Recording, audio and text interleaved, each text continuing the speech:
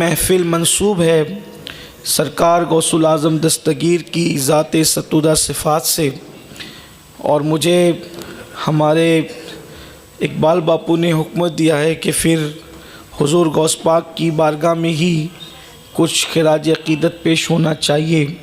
اسی مناسبت سے میں نے قرآن مقدس کی بڑی مشہور و معروف آیہ کریمہ جس میں اللہ تبارک و تعالیٰ نے اپنے نیک بندوں سے ہمیں قریب ہونے کا حکم دیا ہے، اسی کی تلاوت کرنے کا شرف حاصل کیا ہے۔ میرے امام اہل سنت اپنے مرشد غوث پاک کی بارگاہ میں یوں عرض کرتے ہیں کہ تو ہے وہ غوث کہ ہر غوث ہے شیدا تیرا، تو ہے وہ غوث کہ ہر غوث ہے شیدا تیرا۔ ہر غوث کی شان یہ ہے کہ عوام اس کی شیدا ہوتی ہے، اور غوث الاعظم دستگیر وہ ہے کہ غوث بھی ان کے شیدا ہیں۔ تو ہے وہ غوث کہ ہر غوث ہے شیدا تیرا، تو ہے وہ غیث کہ ہر غیث ہے پیاسا تیرا، تو ہے وہ غیث کہ ہر غیث ہے پیاسا تیرا۔ اور راج کس شہر میں کرتے نہیں تیرے خدام، راج کس شہر میں کرتے نہیں تیرے خدام، باج کس نہر سے لیتا نہیں دریا تیرا، باج کس نہر سے لیتا نہیں دریا تیرا۔ اور تو گھٹائے سے کسی کے نہ گھٹا ہے نہ گھٹے، جب بڑھائے تجھے اللہ تعالیٰ تیرا۔ وَرَفَعْنَا لَكَ ذِكْرَكَ ہے سایہ تجھ پر، وَرَفَعْنَا لَكَ ذِكْرَكَ ہے سایہ تجھ پر، ذکر اونچا ہے تیرا بول ہے بالا تیرا۔ اور مرغ سب بولتے ہیں بول کے چپ ہوتے ہیں، مرغ سب بولتے ہیں بول کے چپ ہوتے ہیں، حاصل ایک نوا سنجا رہے گا تیرا۔ اور سورج اگلوں کے نکلے، سورج اگلوں کے نکلے اور چمک کر ڈوبے، سورج اگلوں کے نکلے اور چمک کر ڈوبے، افق نور پہ، افق نور پہ مہر ہمیشہ تیرا، افق نور پہ ہے مہر ہمیشہ تیرا۔ سرکار غوث الاعظم دستگیر فرماتے ہیں کہ سب کے سورج نکلے اور نکل کر غروب ہو گئے، ایک عبد القادر جیلانی ہے کہ جس کا سورج قیامت تک کبھی غروب نہیں ہو سکتا۔ سرکار غوث الاعظم دستگیر پیران پیر رضی اللہ تعالیٰ نے ارشاد فرماتے ہیں کہ میں وہ ہوں کہ جب تک میں کسی کو اجازت نہیں دیتا اس وقت تک اس کی زبان پر میرا نام نہیں آتا، جب میں چاہتا ہوں تب لوگوں کی زبان پر میرا نام آتا ہے۔ آپ اندازہ کریں اگر آج ہم ذکر غوث الاعظم کرنے بیٹھے ہیں تو اس کا مطلب میری اور آپ کی مرضی نہیں ہے بلکہ بغداد کے دولہا کی مرضی ہے۔ فرماتے جب میں چاہتا ہوں تو لوگوں کی زبان پہ میرا نام آتا ہے، اور جب میرا نام لوگوں کی زبان پر آتا ہے تو پھر اللہ ان سے مصیبتوں کو دور فرما دیتا ہے۔ فرماتے مصیبت میں میرا نام لیا کرو، میں ضمانت دیتا ہوں کہ جس نے مصیبت میں میرا نام لیا اللہ اس کی مصیبتوں کو دور فرما دیتا ہے۔ سرکار غوث الاعظم دستگیر کی شان یہ ہے، میں غوث پاک کی شان کیا بیان کروں؟ غوث پاک کی شان یہ ہے، اللہ اکبر، کہ حضور رحمت عالم رحمت للعالمین صلی اللہ علیہ وآلہ وسلم نے خود غوث پاک کی شان بیان فرمائے۔ حضور غوث الاعظم دستگیر کی شان مصطفیٰ جان رحمت صلی اللہ علیہ وآلہ وسلم نے خود بیان فرمائی۔ سیرت غوث اعظم کے صفحہ 11 پر یہ روایت موجود ہے کہ ایک مرتبہ اللہ کے رسول علیہ الصلاۃ والتسلیم حجرہ فاطمہ میں تشریف لائے۔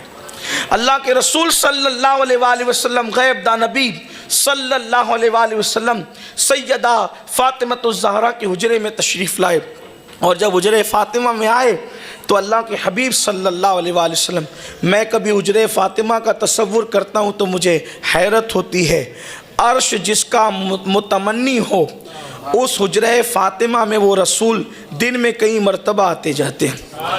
عرش کو جس کی تلاش ہے کہ مصطفیٰ جان رحمت کے تلوے میرے سینے پر آئیں تو مجھے معراج نصیب ہو جائے، اور حجرہ فاطمہ کی شان کیا، حجرہ فاطمہ رش کے عرش ہے، رش کے عرش ہے کہ عرش کو تو ایک بار سعادت ملتی ہے، اور حجرہ فاطمہ وہ ہے کہ دن میں کئی مرتبہ حضور آتے جاتے ہیں۔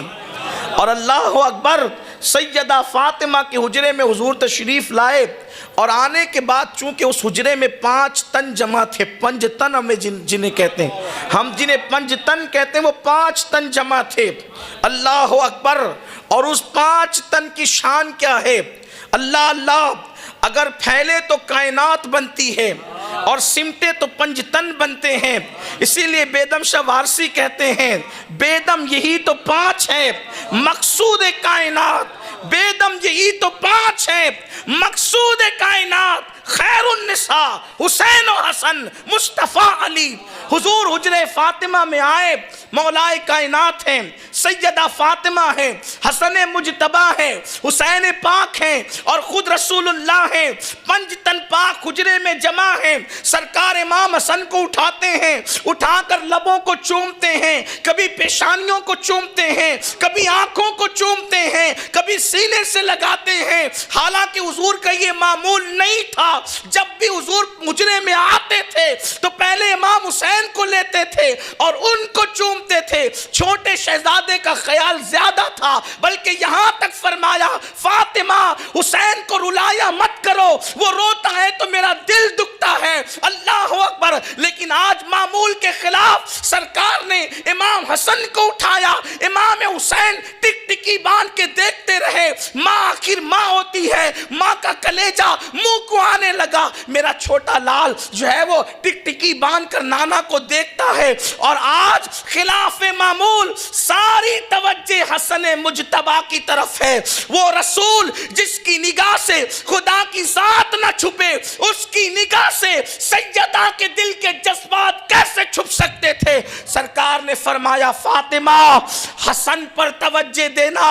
آج تجھے تعجب میں مبتلا کرتا ہے کہ آخر ساری توجہ آج حسن پر کیوں ہے؟ فرماتے وجہ یہ ہے کہ جبریل آئے تھے اور بتا گئے کہ حسین وہ ہیں جن کی اولاد میں ائمہ اور امام پیدا ہوں گے، یعنی امام زین العابدین حسین پاک کی اولاد میں، امام باقر حسین پاک کی اولاد میں، جعفر صادق حسین پاک کی اولاد میں، موسیٰ کاظم حسین پاک کی اولاد میں، امام علی رضا حسین پاک کی اولاد میں، جناب تقی نقی حسن عسکری حسین پاک کی اولاد میں، ائمہ حسین کی اولاد میں پیدا ہوں گے۔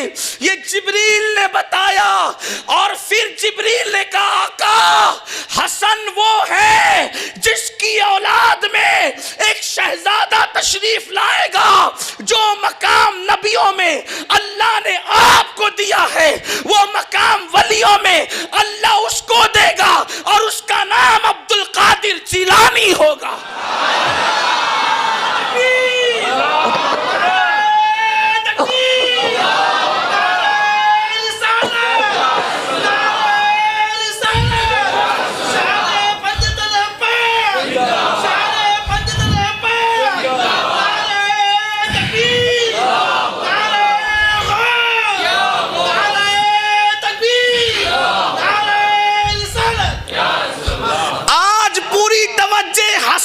اس لیے ہے کہ حسن کی اولاد میں ولیوں کا ولی پیدا ہوگا، ولی الاولیاء پیدا ہوگا۔ شیخ عبد القادر جیلانی کی ولادت حسن کے ذریعے سے ہوگی۔ آپ اندازہ کریں جس کی آمد سے 500 سال پہلے حضور حجرہ فاطمہ میں جس کا ذکر کرے وہ ہمارے پیر غوث پاک ہیں۔ ہم قادریوں کو اللہ نے کیسا نصیب دیا کہ ولی دیا تو ولیوں کا ولی دیا۔ اور یہ بات میں آپ سے آج کہنا چاہتا ہوں، مصیبتوں سے بچنا ہے تو قادری بنو۔ شان قادریت بہت بڑی چیز ہے، لوگوں کو نہیں پتا کہ ولیوں سے وابستہ ہونے کی برکت کیا ہے۔ ولیوں سے وابستہ ہونے کی برکت یہ ہے کہ مصیبتوں سے چھٹکارا، مگر کوئی وابستہ ہو کر دیکھے۔ ہم نے تو غوث پاک کو بس اتنی حد تک جانا کہ بیٹا نہیں ہے تو بیٹا ملے اور روزی نہیں تو روزی ملے، اس سے آگے بڑھ کر ہم نے کبھی غوث پاک کو پڑھنے کی کوشش ہی نہیں کی، اس سے آگے بڑھ کے ہم نے کبھی غوث پاک کو سمجھنے کی کوشش ہی نہیں کی، اور کوئی سمجھ بھی کیا سکتا ہے۔ غوث پاک فرماتے ہیں مجھے کسی کے برابر نہ سمجھنا اور کسی کو میرے برابر مت سمجھنا، انی عالم و مالا تعلمون کا راز بن کر کے آیا ہے عبد القادر جیلانی۔ فرماتے ہیں میں حیران ہوں میں حیران ہوں، فرماتے ہیں کہ عالم و مالا تعلمون کے راز کا نام عبد القادر جیلانی ہے۔ تو جب یہ شان عبد القادر جیلانی غوث پاک کی ہے تو ان کے نانا مصطفیٰ جان رحمت کی شان کا حال کیا ہوگا؟ سرکار غوث العظم دستگیر کی یہ شان ہے۔ غوث پاک فرماتے ہیں کہ میں عالم و مالا تعلمون کا راز ہوں۔ غور فرمائیں، اس کی تشریح بھی کوئی کر سکتا ہے، اور غوث پاک رضی اللہ تعالیٰ کی شان کون بیان کرے؟ اعلیٰ حضرت جیسا جب ان کی شان بیان کرتے ہیں تو یوں بیان کرتا ہے، کہتے ہیں کہ ہزاروں تابعی سے تو فضوتر، یہ طبقہ مجملاً فاضل ہے یا غوث۔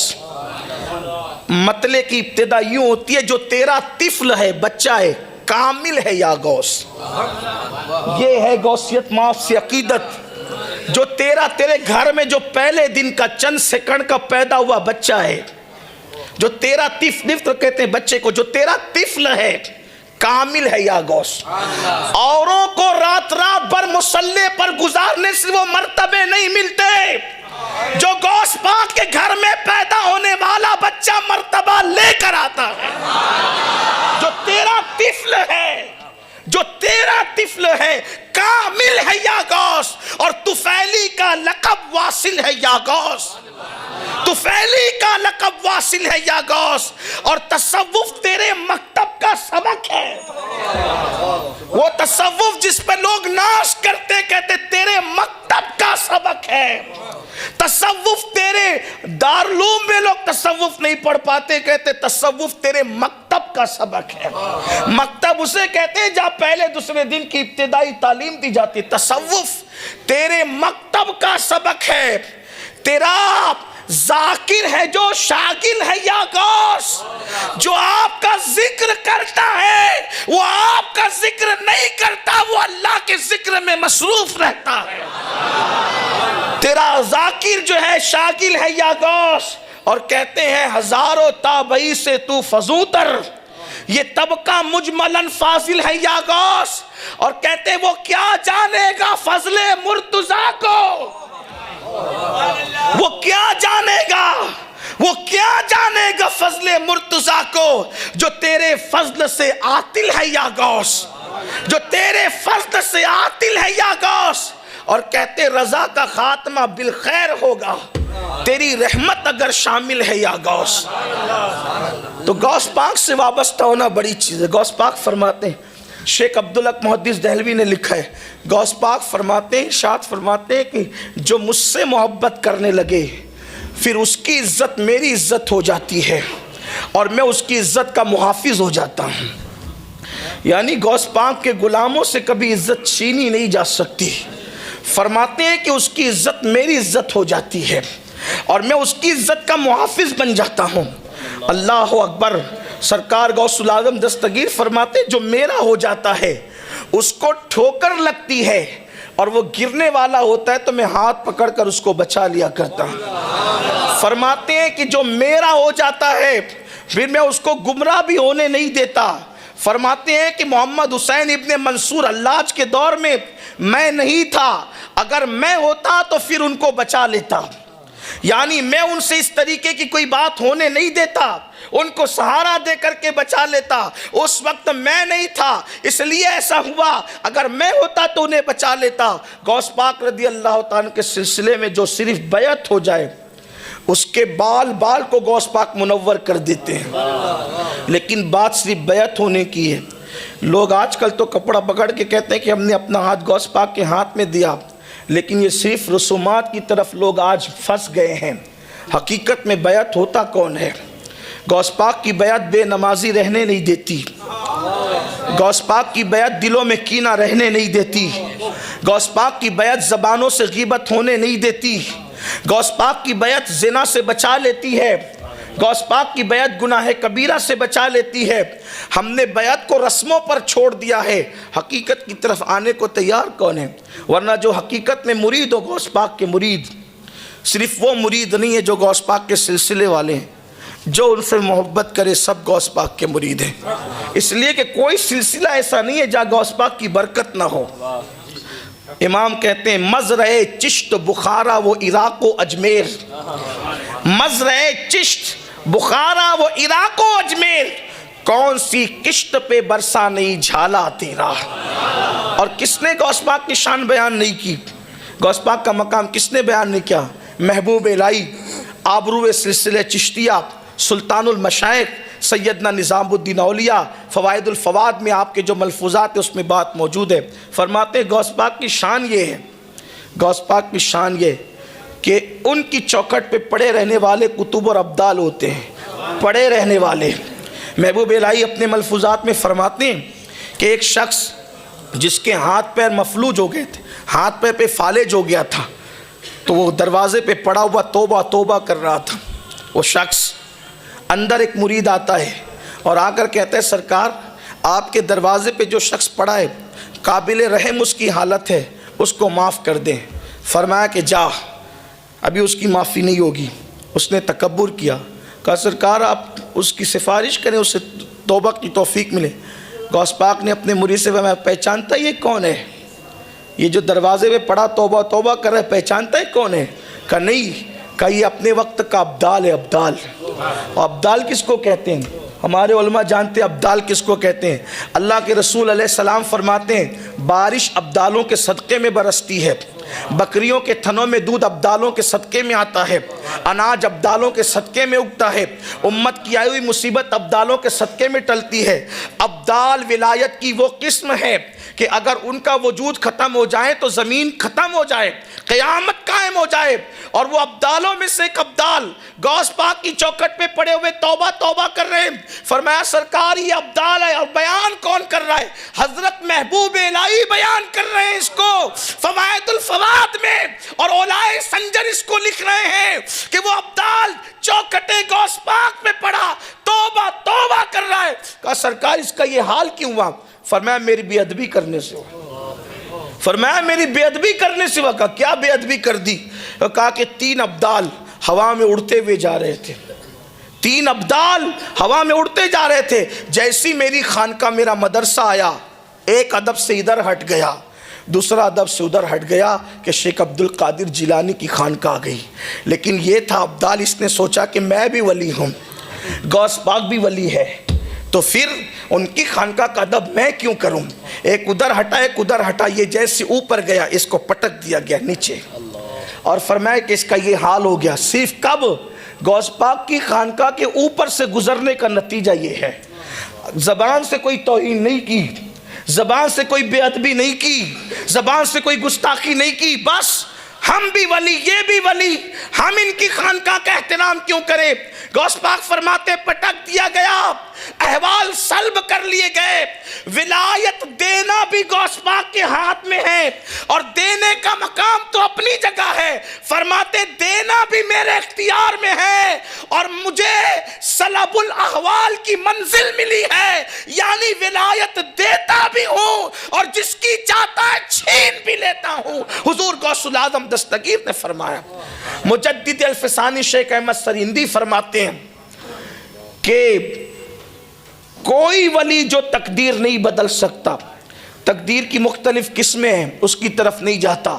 بعض نے 5 کا، بعض نے 3 کا، کچھ لوگ ایک ہی مانتے ہیں، لیکن میں علماء کے تصریحات کی طرف جائے بغیر کہتا ہوں، مجدد الفسانی کہتے ہیں کہ جو اولیاء، سارے اولیاء جو تقدیر نہیں بدل سکتے، تقدیر کی اس قسم کو تنہا غوث العظم دستگیر بدل سکتے ہیں۔ تقدیر بدلنے کا اختیار قدرت نے ان کو دیا۔ تقدیر کسے کہتے ہیں؟ تقدیر کسے کہتے ہیں؟ قرآن کہتا ہے لا تبدیل لکلمات اللہ، اللہ کے کلمات بدلتے نہیں، لیکن جو محبوب ہوتے ہیں ان کی شانیں کیا ہوتی ہے۔ میں اس وقت تقدیر کی تشریح نہیں کرتا، لیکن اتنا ضرور کہتا ہوں خدا کے امر کا نام تقدیر ہے، اور غوث پاک کہتے ہیں، مجدد الفسانی نے لکھا، اس کو بدلنے کا اختیار اللہ تبارک و تعالیٰ نے غوث العظم دستگیر کو عطا فرمایا۔ بات دور نہ نکلے، اپنی گفتگو کو اختتام کی سمیٹتے ہوئے آگے بڑھتے ہیں کہ غوث پاک کے سلسلے میں جو مرید ہو جائے، قادری ہو جائے، اس کے بال بال کو غوث پاک منور کر دیتے ہیں۔ قادریوں کی شان بڑی عظیم ہے۔ فرمایا مرنے نہیں دیتا اپنے مرید کو جب تک میرا مرید توبہ نہ کرے، اور فرماتے ہیں سلطان باہو نے لکھا اس کو، سلطان باہو لکھتے ہیں غوث پاک کے مرید پہ جو ظلم کرے غوث پاک اس کی 7 پشتوں کو تباہ کر دیتے ہیں۔ لوگ کیا سمجھتے ہیں سرکار غوث الاعظم دستگیر کی شان لوگوں کو کیا پتہ ہے۔ سلطان باہو جیسا ولی کہتا ہے 7 پشتوں کو، کس کو ستانے پر؟ مرید کو ستانے پر۔ جس کے مرید کو ستانے پر یہ حال ہے ان کی آل کو ستانے کا انجام کیا ہوگا؟ اور ان کے آل کی ستانے کے انجام کی لوگوں کو اطلاع نہیں ہے تو ان کے آباء و اجداد کو ستا کر ان کا دل دکھانے کا انجام کیا ہوگا؟ لوگوں پر مصیبتیں یوں ہی نہیں آتی۔ سرکار غوث پاک فرماتے ہیں مریدی لا تخف واشن فإنی، مریدی لا تخف واشن فإنی عزوم قاتل عند القتال۔ سرکار غوث پاک کی شان تو بہت بڑی ہے۔ مجھے ایک بات یاد آ رہی ہے، 2 باتیں عرض کروں گا اور شاید وقت مکمل ہو جائے گا۔ غوث پاک بہت بڑے ہیں، ان کی شان کا تو کوئی اندازہ ہی نہیں، لیکن ان کی چوکھٹ پر صرف بیٹھ جانے والوں کی کیا شانیں ہیں، ان کی چوکھٹ پہ جو بیٹھ جائے ان کی شانیں کیا ہے۔ ایک مرتبہ کا واقعہ ہے کہ غوث پاک کے یہاں 40 سال تک شیخ محمد نام کے ایک شخص تھے، کوئی پڑھے لکھے نہیں تھے۔ شیخ محمد نام کے ایک شخص تھے، پڑھے لکھے نہیں تھے، خانقاہ میں لوگ بہت کثرت سے آتے تھے۔ تو ایک صاحب تھے جو جوتے سنبھالتے تھے اور یہ شیخ محمد نام کے صاحب لوٹے میں پانی بھر کر لوگوں کو لوٹے سے وضو کراتے تھے۔ 40 سال تک یہ خدمت انجام دی، لوگوں کو لوٹے سے وضو کرانا۔ غوث پاک کے آتے تھے لوگ، کھا پی کر کے جاتے تھے۔ اب یہ لوگ سب بیٹھتے تھے باہر، ان کی ڈیوٹی تھی لوٹے سے وضو کرانا، اس لیے ان کو لوٹے والے شیخ کہتے تھے، لوٹے والے بابا۔ اب ہوا یہ، انہوں نے ایک دن چپل والے بابا سے کہا کہ ہم 40 سال سے آپ چپل سنبھال رہے ہیں، میں لوٹے سنبھال رہا ہوں، یہ بتائیں کہ یہاں آنے سے لوگوں کو ملتا کیا ہے، یہاں آنے سے لوگوں کو ملتا کیا ہے، یہاں کے لوگ کرتے کیا ہیں؟ تو کہا کہ بھئی لوگ آتے ہیں، کھاتے پیتے ہیں غوث پاک کا لنگر اور چلے جاتے ہیں، اور کیا بات ہے یہاں؟ اب جس کا جتنا ظرف ہو وہ اتنی بات کرتا ہے، جس کی جتنی نگاہ وہ اتنی بات کرتا ہے۔ وہ چپل سنبھالتے تھے، یہ لوٹے سنبھالتے تھے، پانی سے وضو کراتے تھے۔ ایک دن ان کا مائنڈ بنا، ذہن بنا، یار 40 سال سے یہیں پڑے ہوئے ہیں، تھوڑا چلتے ہیں، ذرا ہم بھی سیر و تفریح کرتے ہیں، گھوم پھر کرتے ہیں، ذرا ہم بھی ذرا زندگی کے مزے لیتے ہیں۔ 2 لوگ آئے، انہوں نے اطلاع دیے بغیر دونوں کو کہا کہ ہم آپ کے ساتھ چلنے کے لیے تیار ہیں۔ ان کو پتہ نہیں تھا یہ غوث پاک کے نوکر ہیں اور غوث پاک کی چوکھٹ پہ لوگوں کو وضو کراتے ہیں، ان کو خبر نہیں تھی۔ وہ دونوں ولی تھے، اور کون سے ولی؟ اقطاب تھے، اقطاب قطب تھے وہ۔ اور قطب وہ ہوتا ہے جس کو اللہ تعالیٰ اس کے شہر کا نظام سنبھالنے کی ڈیوٹی عطا کرتا ہے۔ یہ اقطاب کی قسم، اولیاء اللہ کی کئی قسمیں، ایک قسم اس میں سے قطب ہے۔ یہ دونوں قطب تھے، انہوں نے لوٹے والے شاہ کو ساتھ لیا اور ساتھ لے کر کے چلے۔ اب غوث پاک یہاں تو بڑی نزاکت سے پلتے تھے کیونکہ لنگر 24 گھنٹہ جاری رہتا تھا، بڑے نازوں سے پلے ہوئے تھے، کھاتے پیتے تھے۔ تھوڑی دور چلے تو بھوک لگی، انہوں نے دونوں قطب سے کہا بھی ہمیں بھوک لگی ہے۔ کہا ہم کھانے پینے والے لوگ نہیں ہیں، چلنا ہو تو چلو ورنہ واپس جاؤ یا رک جاؤ۔ تو ان کو احساس ہوا کہ اب تھوڑی دیر تو چل چکے، چلنا چاہیے۔ 24 گھنٹے چلے، پھر کہا بھوک بہت لگی ہے، رحم کرو۔ تو انہوں نے مصلی بچھایا، ایک صاحب نے 2 رکعت نماز پڑھی، اور جب 2 رکعت نماز پڑھی تو دعا کی۔ دعا کے بعد آسمان سے دسترخوان آیا اور تینوں نے مل کے کھانا کھایا، سحر ہو گئے۔ کھانا آیا تو نیند آئی، پیٹ بھرا تو نیند آئی۔ کہا تھوڑی دیر سو لیں، کام سونے والے لوگ نہیں ہیں، چلنا ہو تو چلو ورنہ رکو۔ مجبوراً چل پڑے۔ پھر 24 گھنٹے چلتے چلتے گزرے، کہا بھوک اب برداشت نہیں ہوتی۔ دوسرے صاحب نے مصلی بچھایا، 2 رکعت نماز پڑھی، دعا کی، دسترخوان آسمان سے زمین پہ آیا، تینوں نے کھایا، پھر چل پڑے۔ 24 گھنٹہ چلے تو کہا بھوک لگی۔ کہا پرسوں انہوں نے کیا، کل ہم نے کیا، آج تمہاری باری ہے۔ کہا بھائی میں تو کوئی پڑھا لکھا آدمی نہیں، کوئی بہت عبادت گزار انسان نہیں، مجھے تو کچھ آتا نہیں، دعا کرنا بھی صحیح سے نہیں آتی، میں کیا دعا کروں گا؟ کہا یا دعا کرو یا مرو، بھوکے رہنا ہے تو بھوکے رہو، یا تو اگر کھانا ہے تو دعا کرنی پڑے گی، مرتا کیا نہ کرتا۔ انہوں نے بھی مصلی بچھایا، 2 رکعت نماز پڑھی، شیخ محمد لوٹے والے شاہ نے، اور اس کے بعد جب دعا کی تو ان دونوں کی دعا پر ایک ایک دسترخوان آیا تھا، لیکن انہوں نے دعا کی تو 2 دسترخوان آئے۔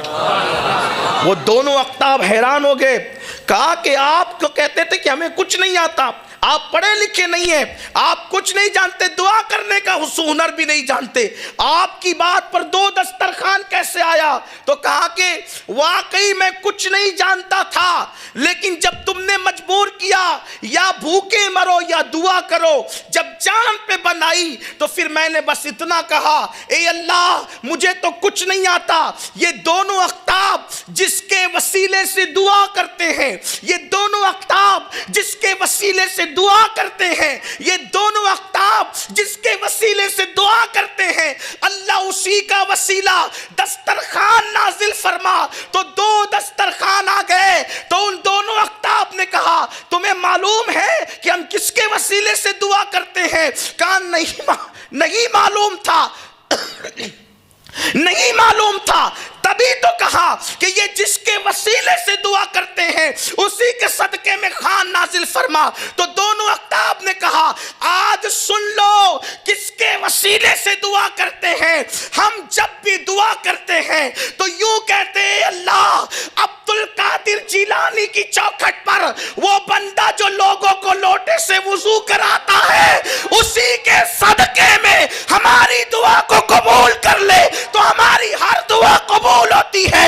ان کو وجد آ گیا, کپڑے پھاڑ لیے, کہا کہ میں تو سمجھ ہی نہیں سکا کہ غوث پاک کی چوکھٹ پر مجھے مرتبہ کیا ملا. اور کہتے مجھے پہچانتے ہو میں کون ہوں؟ کون ہوں میں؟ کہا وہی لوٹے والا تو میں بھی ہوں, میں ہی وہ لوٹے والا ہوں جس کے وسیلے سے تم دعا کرتے, جس کی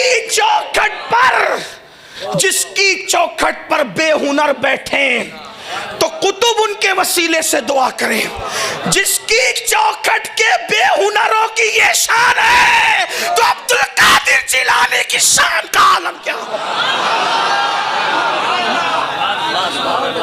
غوث پاک کی شان کیا ہوگی؟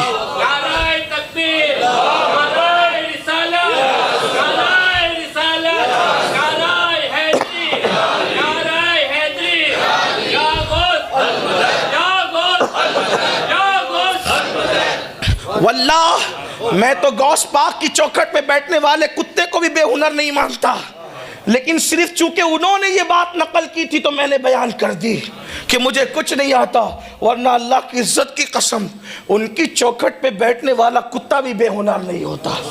ہاں, وقت کے بڑے بڑے اصفیاء جن کے کتوں کے قدموں پہ جان قربان کرنے کی بات کریں, جن سے نسبت قائم کرنے کی بات کریں, وہ غوث الاعظم کی چوکھٹ ہے. بات قادریت کی چل رہی تھی, غوث پاک کی شان کی چل رہی تھی. اب سمجھے آپ جو چوکھٹ پہ بیٹھے ان کی یہ شان ہے. غوث پاک کی شان کیا ہے ذرا وہ دیکھ لیں. ایک مقام ولایت میں مخدع مقام مخدع, علماء جانتے ہیں جو تصوف پڑھتے پڑھاتے ہیں انہیں پتہ ہے, مخدع مقام یہ امت کے کسی ولی کو نہیں ملا سوائے غوث الاعظم دستگیر کے. یہ صرف انہی کی شان ہے, مخدع مقام مخدع. اگر اللہ نے توفیق دی, اگر غوث پاک کا کرم رہا تو ابھی آپ کو بات سمجھ میں آئے گی. یہ مخدع مقام کیا ہے؟ غوث پاک کے ایک مرید تھے, سفر میں تھے, سفر کرتے کرتے تفسونج پہنچے. تو خیال تھا, پہلے کے لوگوں کا خیال تھا, بلکہ طریقہ یہی ہے, سفر کا طریقہ ہمارے بزرگوں نے یہ بیان کیا, جب کسی سفر میں جاؤ, کسی شہر میں جاؤ تو اس شہر کے جو اولیاء اللہ زمین کے نیچے آرام ہیں, اگر وقت ہو تو کسی کی بارگاہ میں حاضری دو. جو علماء اور اللہ والے زمین کے اوپر ہے ان سے ملاقات کرو. یہ میں لطائف اشرفی سے پڑھ رہا ہوں, سفر کے آداب, سیدنا مخدوم اشرف جہانگیر سمنانی کے ملفوظات سے. آداب سفر یہ ہے کہ زمین کے اندر جو ہے ان کی زیارت کرو, جو زمین کے اوپر ہے ان کی زیارت کرو, علماء کو اور اولیاء کو نظر پیش کرو, ان کی دیدار سے دل زندے ہوتے ہیں. یہ آداب سفر ہے.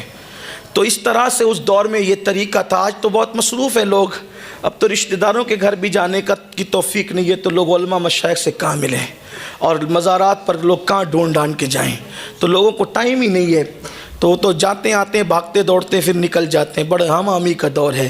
لیکن ایک طریقہ بتا دیتا ہوں, اگر کسی شہر میں جا کر وہاں کے اولیاء کی بارگاہ میں حاضری نہ دے سکو تو کم سے کم ان کا اتنا حق ہے کہ اتنا کر لیا کرو کہ جیسے شہر میں داخل ہو ایک بار سورہ فاتحہ 3 بار قل اللہ پڑھ کر اس شہر کے سارے اولیاء اللہ، سارے علماء، ساری عوام اہل سنت کو ایصال ثواب کر دیا کرو۔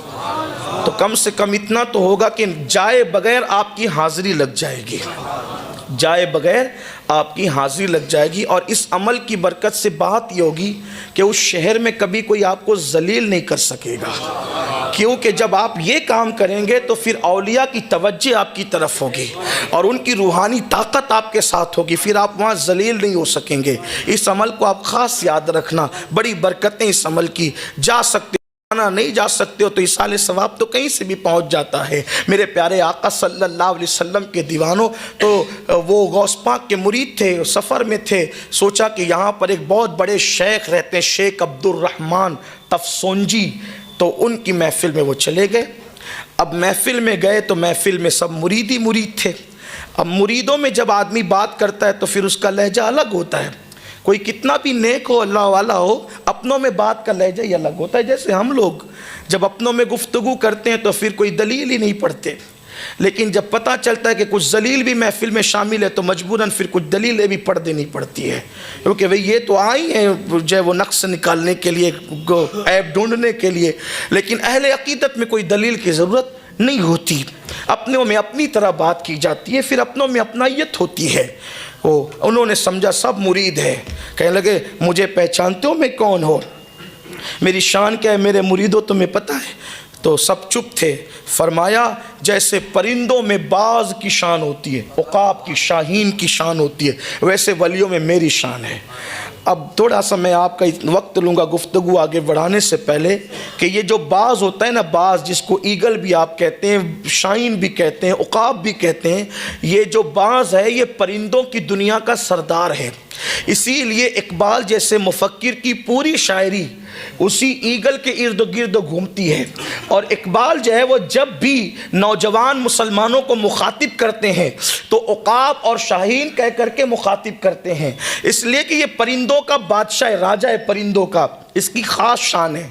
یوں تو اس کے اوصاف اگر پڑھوں تو پھر یہ باز پر ہی کوئی تقریر ہو، تو میں باز کی تقریر کرنے نہیں بیٹھا، میں باز اشہب کی بات کرنے بیٹھا ہوں۔ تو لیکن آپ کو یہ بتانا چاہتا ہوں کہ اس باز میں 3 خصوصیت ہوتی ہے جو اقبال نے اپنی قوم کے جوانوں کو کہا نا کہ تم باز ہو، باز، تم گیدڑ نہیں ہو، تم بلی کتے کی طرح نہیں ہو، تم باز ہو، پرندوں کی دنیا کے تاجدار ہے باز، شہنشاہ باز، تو تم بھی انسانی کائنات کے بادشاہ اور تاجدار ہو، اشرف المخلوقات ہو۔ باز کی 3 خصوصیت ہے۔ پہلی خصوصیت کہ وہ نیچے اڑنا پسند نہیں کرتا، وہ بہت اونچا اڑتا ہے، بہت اوپر اڑتا ہے باز، لیکن ایک خاص بات یہ ہے کہ اس سے اونچا کوئی اڑ نہیں پاتا، باز کی خاصیت یہ ہے، لیکن جتنا اوپر اڑتا ہے اس کی شکار پر نظر اتنی گہری ہوتی ہے، اتنی تیز نظر ہوتی ہے کہ بہت اوپر اڑ کے بھی وہ شکار کو زمین پہ دیکھ لیتا ہے، اور اس کے شکار کرنے کا انداز یہ ہے کہ وہ بیٹھتے اور چلتے شکار نہیں کرتا، وہ شکار بھی اڑتے اڑتے کرتا ہے۔ یہ بہت خاص بات ہے، باز کے اندر اس کی یہ بڑی اللہ کی قدرت ہے، جس کو جو چاہے عطا کرے، تو وہ اوپر اڑتا ہے، نگاہ نیچے رکھتا ہے، پہلی بات۔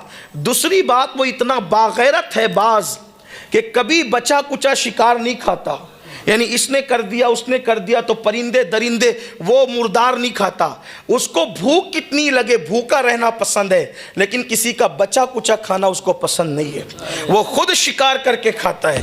اقبال اپنے جوانوں کو پیغام دیتے، تم بھی عقاب ہو، بچا کچا کھانے کی عادت مت ڈالو، خود شکار کر کے کھایا کرو۔ باپ کے مال پہ کب تک کھاتے رہو گے؟ ذرا اپنی بھی دنیا بناؤ، ذرا اپنا بھی نشے من بناؤ۔ آج کل تو نوجوانوں کا حال یہ ہے کہ باپ مالدار ہے تو باپ کے مال پر آنکھیں لال کرتے ہیں، گیم میں مصروف ہیں، یوٹیوب پر مصروف ہیں، فیس بک پر مصروف ہیں، کرکٹ میں مصروف ہیں، اور کہتے ہیں کام کیوں نہیں کرتے؟ بولے اپنے معیار کا کوئی کام نہیں ملتا۔ آپ کا معیار کیا ہے؟ جب رسول اللہ امام الانبیاء شام کے بازار میں کھڑے ہو کر کے جناب خدیجہ کی چیزیں بیچ سکتے ہیں تو کیا تم بازاروں میں کھڑے ہو کر کے اپنی چیز نہیں بیچ سکتے؟ یاد رکھو آپ کا معیار مطلب کچھ بھی ہو، مصطفیٰ جان رحمت کے قدموں میں سب ہے، کوئی مصطفیٰ جان رحمت کے برابر نہیں ہے۔ اور شرم حلال کاروبار میں نہیں ہے، شرم تو چوری کرنے میں ہے، شرم تو حرام کھانے میں ہے، شرم تو ڈاکہ ڈالنے میں ہے۔ میرے نبی نے فرمایا جو ذلت کی جگہ حلال روزی کے لیے کھڑے ہوتا ہے اللہ اس کو عزت سے مالا مال فرما دیتا ہے۔ اس لیے لوگ کہتے ہیں میرا باپ وہ تھا، آپ کا باپ جو بھی تھا آپ کیا وہ بتائیں۔ مردار مت کھاؤ، میرے ابا ولی تھے، میرے دادا، آپ کیا ہو؟ میرے ابا پیر تھے، آپ کیا ہو؟ میرے ابا مالدار تھے، آپ کیا ہو؟ میرا باپ بادشاہ تھا، اس سے کام نہیں چلتا، آپ کیا ہو یہ بتاؤ۔ ورنہ بنی اسرائیل کے تو باپ دادا سب کے سب نبی تھے مگر وہ ذلیل ہوئے۔ باپ دادا کے نیک ہونے سے صرف کام نہیں چلتا، آپ کتنے نیک ہو وہ بتاؤ۔ باپ دادا کے ایکٹیو ہونے سے کام نہیں چلتا، آپ کتنے ایکٹیو ہو بتاؤ۔ آپ کے اندر کیا صلاحیت ہے وہ بتاؤ۔ آپ کا حال تو یہ ہے کہ کوئی حیثیت ہی نہیں ہے، نہ سوچنے کی صلاحیت، نہ سمجھنے کی صلاحیت، نہ تدبر، نہ فکر، نہ علم حاصل کرنے کا ذوق و شوق۔ کہاں ہے ہم؟ نہ مال کمانے کی فکر، کہاں گیا؟ اللہ کے رسول علیہ السلام نے فرمایا کہ غربت کبھی کبھی انسان کو کفر تک پہنچاتی ہے، اس لیے مال حاصل کر کے مضبوط بنو، لیکن نہیں بے روزگاری، بیکاری اور کھیل کود تماشوں میں مصروف ہے۔ یاد رکھنا آپ سے کوئی یہ نہیں پوچھے گا کہ آپ کے ابا کیا تھے، لوگ آپ سے یہ پوچھیں گے کہ آپ کیا ہو۔ خدا کی عزت کی قسم جب میں خاندان نبوت کو دیکھتا ہوں تو اس نتیجے پر پہنچتا ہوں کہ اگر ان کے ساتھ اتنا بڑا نام بھی نہ ہوتا تو بھی ان کے کردار ایسے تھے، وہاں لوگ پیشانی ضرور جھکاتے۔ سیدہ فاطمہ کے کردار کو دیکھ لو، آپ دیکھ لیں ان کا کردار۔ وہ بڑے باپ کی بیٹی ضرور ہیں لیکن بفرض محال اگر وہ نام ان کے ساتھ نہ بھی ہوتا تو سیدہ کا تقویٰ وہ تھا کہ کم سے کم ان کے تقویٰ پر لوگ پیشانی ضرور جبین نیاز کرتے، جھکاتے۔ امام علی مقام کو دیکھیں، امام حسن مجتبیٰ کو دیکھیں، اسی طرح خاندان نبوت کو دیکھیں۔ امام جعفر صادق کا علم کتنا تھا کہ امام اعظم جیسا شخص وہاں جا کر کے خوشہ چینی کرتا نظر آتا ہے۔ تو آپ کو بڑا بننا پڑے گا۔ تو بات دور نہ نکلے، عرض کر رہا تھا کہ باز بچا کچا شکار نہیں کھاتا، اسی لیے بچے کچے پہ اکتفا کرنے کی عادت میں ڈال۔ اقبال کہتے تم بھی باز ہو، وہ خود شکار کرتا ہے۔ تیسری بات جو خاص اس باز کی ہے وہ یہ ہے کہ وہ کبھی گھونسلہ نہیں بناتا، سردی ہو گرمی ہو بارش ہو بغیر گھونسلے کے زندگی گزارتا ہے، چٹانوں پر، پہاڑوں پر، صحراؤں میں، جنگلوں میں۔ اسی لیے اقبال کہتے ہیں نہیں تیرا نشیون قصر سلطانی کے گنبد پر، تو شاہی ہے بسیرا کر پہاڑوں کی چٹانوں میں۔ اور عقابی روح جب بیدار ہوتی ہے جوانوں میں نظر آتی ہے ان کو اپنی منزل آسمانوں میں۔ تو شیخ عبد الرحمن نے کہا میں باز ہوں، ولیوں کی دنیا کا باز، مطلب کہہ دیا کہ سردار ہوں۔ سب اپنے ہی تھے لیکن اپنوں کے بیچ میں ایک قادری بھی بیٹھا ہوا تھا، وہ اٹھ کے کھڑے ہو گئے، لیکن بات کرنے کا لہجہ بھی اچھا ہونا تھا۔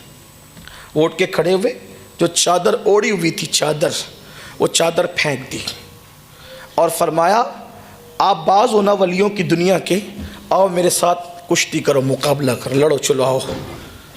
اب میں تقریر کر رہا ہوں، کوئی بیچ سے کھڑے ہو کر کے کہا کہ میرے ساتھ لڑو، مجمع اس کا حال کیا کرے گا آپ جان سکتے ہیں۔ سب اپنی لوگ ہیں، تیری ہمت کیسے ہوئی ہیں ہمارے سے یہ صاحب کو ٹوکنے کی، روکنے کی؟ لیکن یہ بڑی کم ہمتی کی بات ہے۔ اعلیٰ ظرف لوگوں کا ظرف بڑا اعلیٰ ہوتا ہے۔ اللہ والے حق پر ہوتے ہیں اور حق کا اعتراف کرتے ہیں، ان میں تعصب نہیں ہوتا۔ جب اس نے چادر پھینک دی تو اس کا بدن ہو گیا اوپر کا ننگا، برہنہ ہو گیا، اوپر کا بدن اس کا کھل گیا، اس قادری غلام کا۔ اور اس نے کہا مجھ سے لڑو، سب اس کو گھورنے لگے۔ مریدوں سے کہا اس کو گھورو مت، میں اس کے ایک ایک بال سے نور نکلتا دیکھ رہا ہوں۔ یہ چھوٹے موٹے پیر کا مرید نہیں، یہ بہت بڑے پیر کا مرید ہے، پتہ نہیں کس کا ہے لیکن ہے بڑے پیر کا مرید، اس لیے ہمارے پیر کو بڑے پیر بھی کہتے ہیں۔ کتنے بڑے پیر ہیں۔ زبدۃ الاثار میں شیخ عبدالحق محدث دہلوی نے لکھا، امام اہل سنت نے فتاوی رضویہ میں لکھا کہ غوث پاک کہتے ہیں کہ انسانوں کے بھی پیر ہیں، ان سب کے پیروں کے پیر کا نام عبد القادر جیلانی ہے۔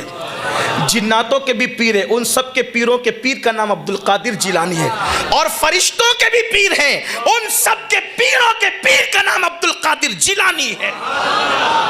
یہ میرے مرشد کی شان ہے، غوث پاک کی شان یہ ہے، پیروں کے پیر ہے۔ تو کہا کہ اس کے ایک ایک بال سے نور نکل رہا ہے، میں نور دیکھ رہا ہوں۔ اب وہ نور قادریت کا ان آنکھوں سے نہیں دکھتا، جب دل کی آنکھیں روشن ہوتی تب نظر آتا ہے۔ کہا اس کا ایک ایک بال منور ہے۔ لوگ کہتے ہیں نبی کا پورا خاندان نور کیسے؟ او نادان، جو صرف مرید ہو جائے غوث پاک اس کا بھی بال بال نور سے منور کر دیتے ہیں۔ جب مریدوں کی نورانیت کا یہ عالم ہے تو خود کی نورانیت کا عالم کیا ہوگا؟ اور جب خود کی نورانیت یہ ہے تو ان کی آباء و اجداد کی نورانیت کی شان کیا ہوگی؟ اسی لیے تو اہل سنت کے امام کہتے ہیں تیری نسل پاک میں ہے بچہ بچہ نور کا، تو ہے عین نور، تیرا سب گھرانہ نور کا۔ اس کے ایک ایک بال سے نور نکل رہا ہے۔ کہا بھئی آپ کوئی بھی ہو چادر اوڑھ لو، باتیں بعد میں ہوگی، پہلے فرمایا ہم قادری لوگ ہیں، غصے میں ایک بار جو چیز پھینک دیتے ہیں دوبارہ اس کو اٹھاتے نہیں۔ تو کہا پھر اب کہا کہ اب دیکھ لو، اب یہ نہیں اٹھا کے پہنوں گا کیونکہ گر جاتی، الگ بات تھی، رکھ دیتے الگ، غصے میں پھینکا ہے، اب نہیں اٹھائیں گے۔ قادریت اتنی باغیرت ہوتی ہے جو غصے میں آ کے چادر پھینک دے پھر نہ اوڑے۔ یہ کیسی قادریت ہے کہ کانوں میں ایئر فون لگا کے گناہ بھی کر رہے ہیں، کفریہ کلمات بھی سن رہے ہیں۔ یہ کون سی قادریت ہے؟ سود بھی کھا رہے ہیں، بیٹی کی شادی میں ڈانڈیا بھی کھلوا رہے ہیں، ڈی جے بھی بج رہے ہیں، کون سی قادریت؟ اتنی بڑی منافقت تو نہیں ہونی چاہیے انسان میں۔ قادریت جو ہے نا، وہ رنگ قادریت ہی الگ ہے۔ لوگوں نے سمجھا کیا ہے؟ رسومات رسومات اور رسومات، حقیقت کی طرف آؤ، دنیا کے حالات چٹکیوں میں بدلیں گے، اس لیے کہ بادشاہوں کو مقرر کرنا بھی ان کے اشارے پر ہے اور ہٹا دینا بھی ان کے اشارے پر ہے، لیکن کوئی ان کا ہو کر تو دیکھے۔ اللہ اکبر، اس لیے کہا گیا ہوا میں اڑنے والے یوں نہ اترائے ندا کر دے، وہ جب چاہے جسے چاہے اسے فرما روا کر دے۔ دنیا بھر میں اہل سنت میں عشق رسول کے حوالے سے انقلاب بپا کیا ہے۔ بے نمازیوں کو ذوق نماز، داڑیوں سے بیزار لوگوں کے چہروں پہ داڑیاں، ماں باپ کے باغی کو ماں باپ کا وفادار جس کی خطابت نے بنایا ہے وہ خطیب ہمارے درمیان ہے، اور عزت سے آپ جلد سنیں گے انشاءاللہ۔ ایک بار درود شریف پڑھیں تو گفتگو آگے بڑھے۔ رب صلی وسلم دائما ابدا علی حبیبک خیر الخلق کلہم۔ حالات یوں ہی بدلے، کوئی قادری بنے تو کہا گیا کہ ہوا میں اڑنے والے یوں نہ اترائیں ندا کر دے، وہ جب چاہیں جسے چاہیں اسے فرما روا کر دے، اور جہاں میں ان کی چلتی ہے وہ دم میں کیا سے کیا کر دے، زمین کو آسماں کر دے، سریا کو سرا کر دے۔ کوئی قادری بنے، بڑی شان ہے غوث پاک کی۔ تو انہوں نے کہا کہ ہم اوڑیں گے نہیں یہ چادر، پھینک جو دیے غصے میں آ کے۔ کہا پھر کیا ہوگا؟ انہوں نے وہیں کھڑے کھڑے اپنی بیوی کو آواز لگائی، ذرا میری چادر دینا۔ ان کی بیوی بھی قادریت کے رنگ میں رنگی ہوئی تھی، اس نے اپنے گھر سے چادر بڑھائی، انہوں نے ہاتھ بڑھا کر اس کو وصول کر لیا۔ یہ ہے شان قادریت، اور یہ غوث پاک کے مریدوں کی شان ہے کہ ہاتھ بڑھا کر گھر کا ماحول تو دیکھیں۔ اور ہمارا حال یہ کہ ہم زیادہ سے زیادہ نمازی بن کر کے سوچتے ہیں اب ہمیں جنت میں جانے سے کون سی طاقت روک سکتی ہے۔ فجر کو ہم جائیں، بچے سوتے پڑے رہیں، کوئی ٹینشن نہیں، بیوی سو رہی ہو، کوئی ٹینشن نہیں، اسی پر ہماری نجات نہیں ہو سکتی۔ اگر ہم دین کے رنگ میں رنگے ہیں تو ہمارے گھر والوں کو بھی دین کے رنگ میں رکھنا اپنی ذمہ داری ہے، تاکہ وہ بھی جنت کی راہ کے مسافر بنے۔ خیر خواہی کا جذبہ یہی ہے۔ اللہ اکبر۔ پھر انہوں نے چادر اوڑی، اور اوڑنے کے بعد پھر شیخ عبد الرحمن نے کہا کہ تو ہے بہت بڑے پیر کا مرید، تیرے ایک ایک بال سے میں نے نور دیکھا، کس کا مرید ہے؟ فرمایا ولیوں کی دنیا کے باز آپ نہیں ہیں، میرا پیر ہے۔ اور انہوں نے خود کہا کہ میں باز اشب انا البازی و اشب کل شیخن، میں سارے ولیوں میں باز کی حیثیت رکھتا ہوں۔ میرے پیر باز اشرب ہے، بعض میرے پیر ولیوں کی دنیا کے۔ فرمایا کون نا، کیا نام ہے؟ کہا عبد القادر جیلانی۔ کہ تمہیں دیکھ کر تو لگتا ہے کہ تمہارا پیر بڑا ہے، لیکن مجھے حیرت یہ ہے کہ بارگاہ رسالت میں ہمارا آنا جانا ہے۔ جب حضور کی محفل سجتی ہے تو ہم آتے جاتے ہیں روزانہ، لیکن نہ کبھی آتے ہوئے تمہارا پیر ملتا ہے، نہ کبھی جاتے ہوئے ملتا ہے۔ تو اگر وہاں کی حاضری ان کو نصیب ہوتی تو کبھی تو آتے ملتے، کبھی تو جاتے ملتے۔ مثال کے طور پہ دھوراجی کی جامع مسجد کے محلے میں جو رہتے ہوں اور وہ نمازی ہو، تو نمازیوں کو کبھی آتے جاتے تو ملیں گے، اور نہ آتے ملے نہ جاتے ملے، کم سے کم جماعت کھانے میں تو ملیں گے۔ جو نماز ہی نہیں پڑھتے کہتے ہم تو بڑے نمازی ہیں، لیکن نہ آتے ملے نہ جاتے ملے تو رہتے کہاں ہیں؟ تو نہ آتے ملتے نہ جاتے ملتے، تمہارے پیر رہتے کہاں ہیں؟ انہوں نے کہا وہ تو ہمارے پیر ہی جانے، وہی بتائیں گے، لیکن ہمارے پیر باز اشرف ہے، باقی اور کوئی نہیں ہے، ان کی شان ہے اتنی بڑی ہے۔ امام احمد رضا محدث بریلوی لکھتے ہیں صحابہ اور ائمہ اہل بیت کے علاوہ، صحابہ اور ائمہ اہل بیت کے علاوہ تمام اولین اور آخرین جتنے اولیاء ہیں، سب سے بڑا مرتبہ غوث الاعظم دستگیر کا ہے۔ تو کہا ہمارے پیر باز اشرف ہے، اور کہا کہ اچھا ٹھیک ہے، کام کرو، میرے کچھ مریدوں کو لے جاؤ اور تمہارے پیر سے معاملے کی تفتیش کرو۔ مریدوں کو کہا بھئی میرا سلام کہنا شیخ عبد القادر جیلانی کو، اور کہنا نہ کبھی آپ آتے ملے نہ کبھی جاتے ملے۔ ادھر یہاں وصیت ہو رہی تھی، غوث پاک نے اپنے مریدوں سے کہا اس سے پہلے کہ تفسونج والے ادھر کا رخ کریں، محفل ختم ہونے سے پہلے تم وہاں جاؤ اور جا کر عبد الرحمن تفسونجی کو میرا سلام کہنا، اور اس سے کہنا کہ تم کہتے ہو کہ نہ آتے ملے نہ جاتے ملے، ان سے یہ کہنا کہ ایک دن تم کو ایک خلعت عطا ہوئی تھی بارگاہ رسالت سے، ایک خلعت عطا ہوئی تھی بارگاہ رسالت سے، اس پہ قل اللہ لکھی ہوئی تھی، اور وہ کسی گورے گورے خوبصورت ہاتھوں نے تمہیں پہنایا تھا۔ وہ کس نے دی تھی وہ بتائیں گے کہ انہیں نہیں پتا۔ ادھر یہ باتیں ہو رہی تھی، اتنے میں وہ سارے قادری یہاں پہنچے، سلام کیا اور کہا ہمارے مرشد آپ کو سلام کہتے اور کہتے ہیں کہ یہ بتاؤ کہ وہ جو خلعت آپ کو نصیب ہوئی تھی بارگاہ رسالت سے، وہ جو خوبصورت گورے گورے ہاتھ تھے وہ کس نے پہنایا تھا؟ کہا مجھے نہیں پتا کس نے پہنایا تھا، ہاتھ نظر آئے تھے، ذات نظر نہیں آئی تھی۔ تو ان مریدوں نے غوث پاک کے حکم سے کہا وہ کوئی اور نہیں تھا، وہ ہمارے پیر عبد القادر جیلانی تھے، جن کے ہاتھوں آپ کو خلعت پہننا نصیب ہوئی تھی۔ اور ہمارے پیر نے کہا ہے کہ آپ کہتے ہیں کہ نہ آتے دکھتے ہیں نہ جاتے دکھتے ہیں، آتے جاتے وہ ملتے ہیں جو آتا جاتا ہے، ہم تو وہیں رہتے ہیں جو گھر میں رہتا ہے، در والے اس کو کیسے دیکھ سکتے ہیں؟ جو گھر میں رہتے ہیں در والے اس کو کیسے دیکھ سکتے ہیں؟ ہمارا مقام گھر ہے اور تمہارا مقام در ہے۔ اور پھر غوث پاک کہتے ہیں عبد الرحمن تفسونجی سے بتا دینا نہ آنا جانا تمہارے پاس ہے، ہمارے پاس نہیں ہے، ہمیں جو مقام ملا ہے وہ مخدا مقام ہے، مخدا مقام کہ تمام اولین اور آخرین اولیاء میں مخدا مقام کسی کو نہیں ملا، وہ مقام صرف عبد القادر جیلانی کو ملا ہے۔ آٹھوں پہر وہاں جلوہ یار میں گم ہے، لیکن قربان اب یہ مخدا مقام ملا کیسے؟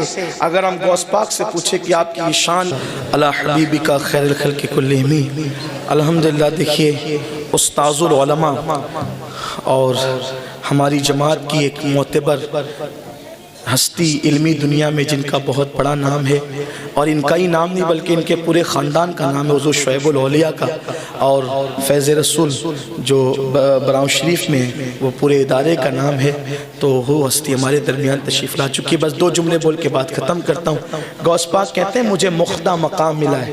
اب یہ مخدا مقام ملا کیسے؟